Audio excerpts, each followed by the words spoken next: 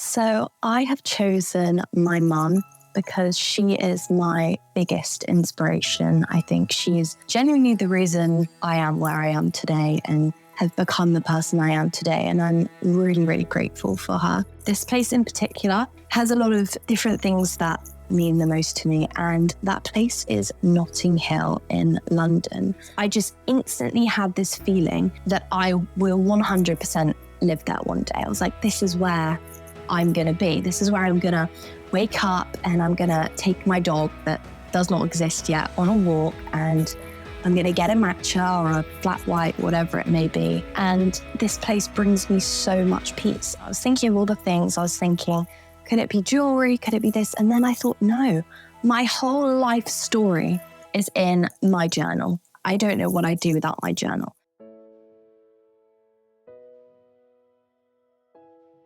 Hello and welcome back to These Three Things, the podcast that asks which person, which place, and which treasured possession have made a profound impact upon your life and why. My guest today is the singer-songwriter Liberty Ava Walker. Born and raised in Bristol, she began recording her music at 16 in lockdown, having wrote a song about the boy next door.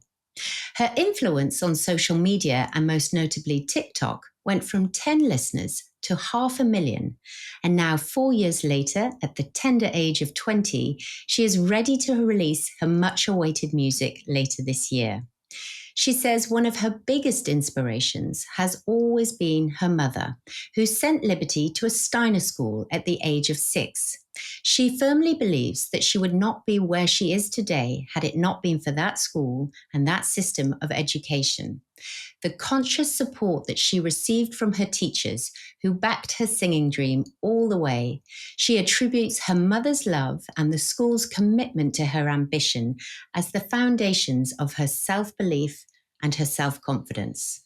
Her ultimate goal is to make it to the pyramid stage at Glastonbury Festival and collaborate with her musical sibling, Madeline, who Liberty confesses to being her icon and now a newly sober and blossoming talent. It is an absolute pleasure to have the lovely Liberty on with us today as a guest on These Three Things. Thank you so much for saying yes. I have to ask you, as I do all of my guests, how easy was it for you to choose your list? Thank you so much for having me. And it was challenging to figure out my list. I think I slept on it for a few nights and it changed and adapted and evolved. And then one morning I woke up and I just knew. I knew all the things. So yeah, challenging but fun. So I have chosen my mum because she is my biggest inspiration. I think she is genuinely the reason I am where I am today and have become the person I am today. And I'm really, really grateful for her. So my mum is just my superhero. She's done an amazing job at making sure that I have kept the child in me for as long as possible. So when I was 6, she sent me to Bristol Steiner School, which is, if you don't know what a Steiner School is, it's basically a super creative education. I think there's lots of stereotypes and jokes about Steiner schools where, people say that there's one, I guess you could call it an insult. People say that Steiner children are yogurt weavers. And at school, we all had a big joke about this. I'm not really sure what it means, but that's definitely a stereotype. But yeah, it's just really like keeping the magic in children's lives. I don't think we actually learn what mainstream subjects until you're about 8. So we had story times and, we played in the mud when it rained and we were encouraged to bake and just do things that children are supposed to do and use crayons and, create with things we found outside and stuff like that. And we weren't allowed to use pens until we were also about 8 or 9, which I think maybe is good. I definitely appreciated it. I felt like I had a lot going on as a child, and I think my mum really saw that struggle there. So I think she wanted to keep the child in me for as long as possible. my older sister left Steiner.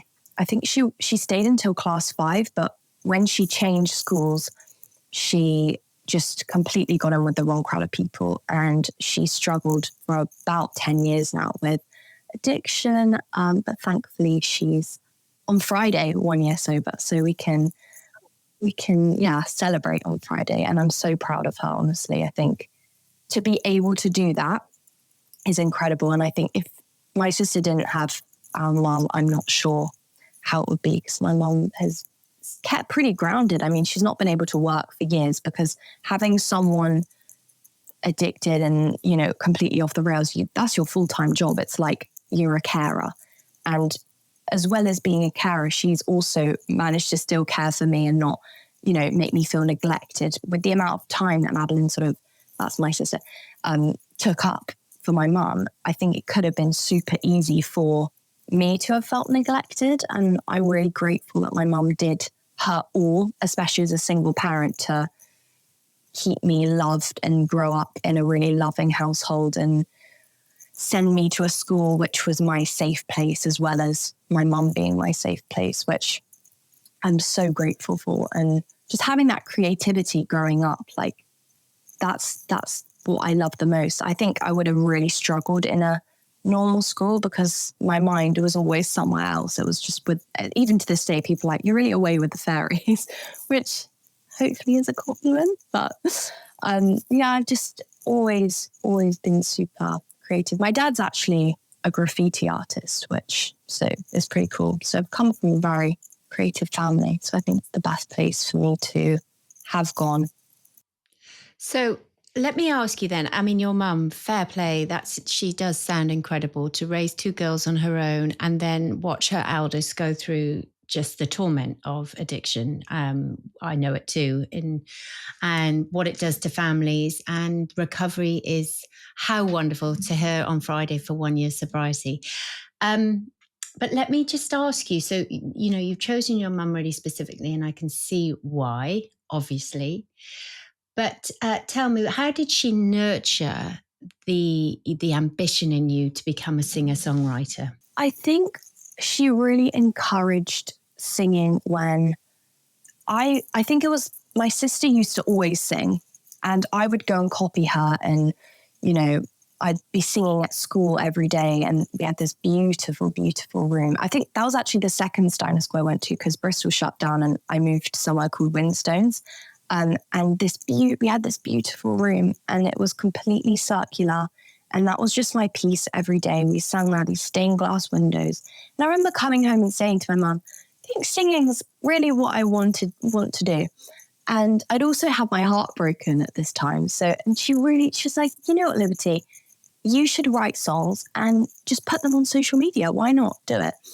And I did. I always listened to her. She was always my biggest fan. And she was like, if you want to do that, you will. And I also had a teacher at my school I said, I want to be a singer. I really do.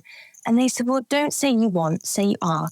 And that's exactly what you will be. And I used to tell my mum this. And she was like, how's the singing going? If I stopped talking about it, she'd always push me in the best way possible. But I think that also, if I'd said to my mum, I want to be a farmer, she's the type of person that would be like, absolutely, you do that. Or if I said, I want to run away and go live in the forest in Peru in a tree house, she'd be like, yes, go do that. So I think I'm really lucky.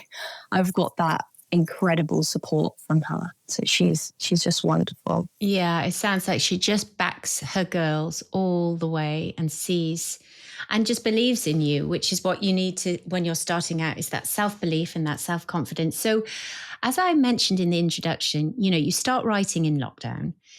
You don't know how it's going to land. You have a few listeners, and those few listeners turn into 500,000. So how did your mum, how did she respond to that? But then how does she guide you as a sort of manager, I suppose, through this process? She has been amazing. I think I remember sitting against my radiator and I was looking at the window across from me, and I was like, how can I entertain people in lockdown and, give them something to feel hopeful about without sort of it being, not a lie, but to make sure people understand it's a story, but also have an element that it could be real.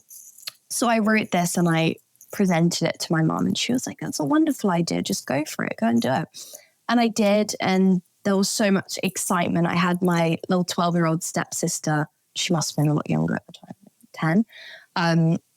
She was so excited as well. I just had so much support, and, we'd refresh my page and we'd see the numbers go up when I'd posted this story originally. And my mum was like, this is so exciting. And she's just really supportive and made sure that I was humble. And, when big packages would start to arrive, because PR people, they reach out for you and they say, can we send you this? Can you promote this? Can you be on this campaign? Can you come to London and be in this shoot? Like, there was a lot of excitement. So my mum just made sure, she was like, one time you didn't have all of this. So just remember that. But I think if I ever became, big-headed or arrogant, my mum would be the first person to be like, what's going on? Like, we're not having this. But hopefully that will never happen. I absolutely love the sound of this woman. What's your mum's full name? My mum's full name is, it's actually quite long. It's Jacqueline Sarah M. Walker. Lovely. And do you still live with your mum? So I do. My mum's often about with her partner. They go away a lot, and I'm often in London. But when I am at the house here in Bristol, it's very lovely. And I have my morning coffees with my mum, and she's like my mini friend. But sometimes we do clash, I must say. But then I think that's why I like her. I recognize bad things that I recognize about myself in her, and then we clash. And I'm like, it's not my mum. It's that I'm seeing my bad habits or something I do that I don't like that she's doing. And psychology there, I don't know, but yeah. But we love each other so much. You mentioned about your sister's musical talent, and obviously in sobriety that gets to really start to blossom and come through. What kind of collaboration do you see yourself doing together? And again, could your mum manage the pair of you in this world? So this is so interesting because my mum sort of managed me like herself for years, coming to meetings, and I'm not sure she could handle the two of us together because our personalities are like, whoa, completely different. But it was really interesting. The other day, I actually had a super magical experience. My sister had come to stay for the weekend, and she'd gone home, and I had no idea the next time I was going to see her. And I was really late for my session, like a recording session the other day. And I got off the train maybe half an hour late, and I walked into a coffee shop in London. And as I came out, across the street from me was this girl. And I thought, where do I know her from? And she turned around and I was like, what? I'm so silly. And it was my sister. She just happened to be there at the perfect timing in like Homerton in London, the most random place. And I took her to the studio with me, and I said, do you want to join this session? Like, would you like to come in as a writer today? And she's had a terrible voice. So she's not like a singing voice, just super bad cough. And she said, I don't want to join today, but I would love to come to the next one. And I spoke to the producer that I was working with, and he said, bring her in. And so I think the next session we'll have our first ever collaboration together. So I'm really excited for that. I just look forward to the day when the Walker sisters are at Glastonbury on the Pyramid stage and Mummy Jacqueline is in the wings thinking, I made these two. That's my work right there. Oh, do you know, I have to tell the listener how we met. So about 2 weeks ago, when the whole world came to a crash and the systems came down and the internet stopped and everything sort of came to a halt, I got stuck at Bristol Airport and sat by this lovely girl in the airport lounge. It was packed. It was hot. Everyone was desperate to get away. The schools had just finished. And we got stuck in an airport lounge for about 3 hours just chatting when my daughter sort of basically flirted with your boyfriend. And I was asking her, what do you do? And she told me about her rise from 16 to 20 as a singer-songwriter, using social media as her platform to inspire her listeners. And here we are. Okay, I'm gonna press on, if I may, and ask you now if you would tell the listeners about that special place you've chosen, Liberty, that place in this world of ours that you always return to feel your happiest. Where is it and why? So the place I chose as my favorite, I did actually struggle with this one because there's a lot of places that I really find peace, but this place in particular has a lot of different things that mean the most to me. And that place is Notting Hill in London. And the reason for it being Notting Hill is I think it was just after, so we sent my sister to Africa to her rehab, and there was a lot of emotion going on at the time.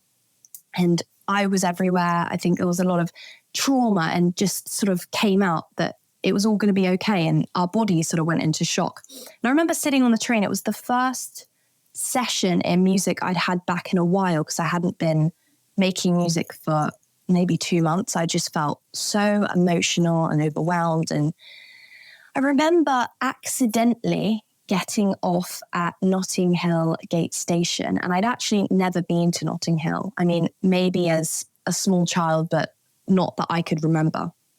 And I got off and I was a little bit panicked because I'd never met the people I was working with before. So having to walk there, it was saying on my phone, 24 minutes to get to Maida Vale. And I was super stressed out. But then I just looked around and I just fell in love with my surroundings. And I walked across, I think it's like the very start as you get out of Notting Hill Gate to going towards Portobello Market. And the houses, I just instantly had this feeling that I will 100% live there one day. I was like, this is where I'm going to be. This is where I'm going to wake up and I'm going to take my dog that does not exist yet on a walk, and I'm going to get a matcha or a flat white, whatever it may be. And this place brings me so much peace. And I just had the most beautiful walk to the studio, and I just felt so calm. And I think ever since then, every time I return to Notting Hill, something magical happens, whether it be someone says something really lovely to me, or, you know, I had a moment where I was in Notting Hill and my best friend said, oh, I'm in Notting Hill. And we met up, and this best friend, she's like a sparkle in my life. When I see her, my mouth is open, and no one has made me smile the way that this girl does. It's like just magic when we see each other. And us in Notting Hill, we walk around that we're not doing anything in particular, but it's just such a special place. And we go to this beautiful cafe and we get matcha lattes and we walk around and we just like smile. And I think every time I go there, the only memories I have are positive. So I think that's my place. Whether I have to travel, you know, over an hour to get to it when I'm in London, I will always go to Notting Hill. And you mentioned your studio is there. So do you often return to the same recording studio to write and record?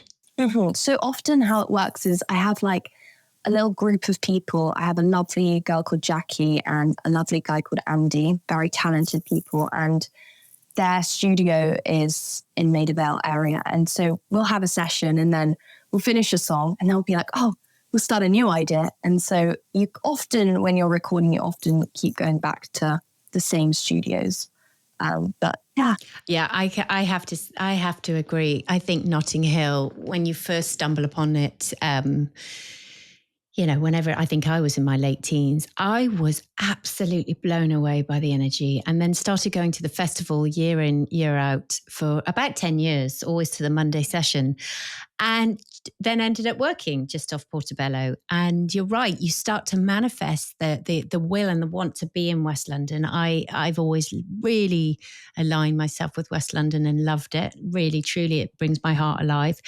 And the colours of the houses, and then you get this such an eclectic mix of people and music and vintage and just, yeah, I mean, anyone coming to London for the first time, that is definitely the spot to, you know, you drop off at Paddington and then head straight to Portobello Road.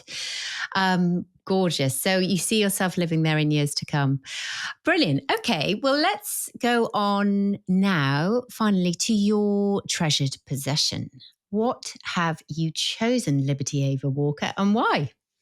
So this was a really, you know, I was thinking of all the things. I was thinking, could it be jewelry? Could it be this? And then I thought, no, my whole life story is in my journal. I don't know what I'd do without my journal. I have a bit of a problem with journal buying. I will see, they have to be really particular journals have to really stand out to me. I actually have my one next to me and it says, manifest your vision, which I'm a big fan of manifesting. If you know me, you know, I think I've manifested pretty much everything in my life. But yeah, I think I take my book everywhere with me. I use it as therapy. You know, it's the one thing that I can write down everything without any judgment. It doesn't talk back to me. There's that feeling, whether it be pain or happiness or, you know, something cheeky that I've done and I don't want to tell anyone. It sits on that paper and it doesn't judge me and it doesn't say anything to me. It just sits and it's just a peaceful place that I can sort of write like erratic thoughts or irrational or, you know, angry, and no one is there to say anything. And I think I can then either keep that and look at it in years to come, or I can burn it and I never have to see it again. And, it, you know, when you tell someone something, they will often give you advice, or, you know, they might say, oh, like you shouldn't have done that. Or, you know, we'll come back and say something, and my pages don't do that. So I think that's one of the main reasons why I would keep my journal as my treasured thing. So your album songs, do they go in this journal as well? Everything goes in this journal. My songs, my ideas for, you know, my upcoming EP and my singles, and literally everything from music video designs to my outfits that I want. I put everything there, from my passwords, you know. Probably shouldn't say this because people might, you know, come for me and find it. But literally every single possible thing is in that book, my story. Hopefully one day I can turn it into a book of my life. Well, I'm sure when you talk about, you know, the power of manifestation and the power of vision as well, which I think a lot of people are really tuning into, you know, to see and visualize what it is that you really want in life and how you're going to co-create the steps, however micro, to get to that end goal, the vision, the dream. So tell me, can you share one of those manifestations, how they came to pass, what they were? Oh, yes. I feel like there's so many. But I think the one that I would say is the biggest one is when I was younger and I would write down, you know, I have this and I'm thankful for this. And it was, you know, my music. I'd say, I'm so grateful that today I went into the studio and I recorded one of my own songs and I love it. And I'm so excited for my life, even though that had not happened at all. I was just in the early process of, you know, creating something that wasn't yet real, but having to trick your brain to think that it is real is the only way that you can possibly have these things in real life. And that was only the beginning. And then, you know, it was with my TikTok. I really did. I knew that was something that I really wanted. And I would write down, you know, when I had like 10 followers, I'm so grateful I have 20,000 followers and I'm so grateful for my community. And they weren't there, but then they were. And then, you know, 20,000, I was then grateful for 300, and then 300 to 400,000. And now that's real. And I think gratitude as well is a huge thing. You've got to be grateful to have these things. What an amazing message to pass on to your generation and to those younger than you listening to this episode. You're absolutely right. You know, gratitude is so essential, isn't it, in every form of our life for what we have today. And look at the power of that manifestation. It wasn't even there. And then suddenly 10 became 500,000. Well, good on you, girl. I think you are certainly a rising star, certainly someone to watch and listen to. I have absolutely loved listening to your three things. So is there anything else you'd like to share with your listeners out there who are capturing a glimpse of you, the woman behind the songs today? I think I'd just love to say that never let anyone tell you that you can't. And one of the best pieces of advice I ever had was, if you can see it in your mind, you can hold it in your hands. And I'm so excited for my music to come, so please look out for that. And thank you so much for having me on here today. I'm very grateful.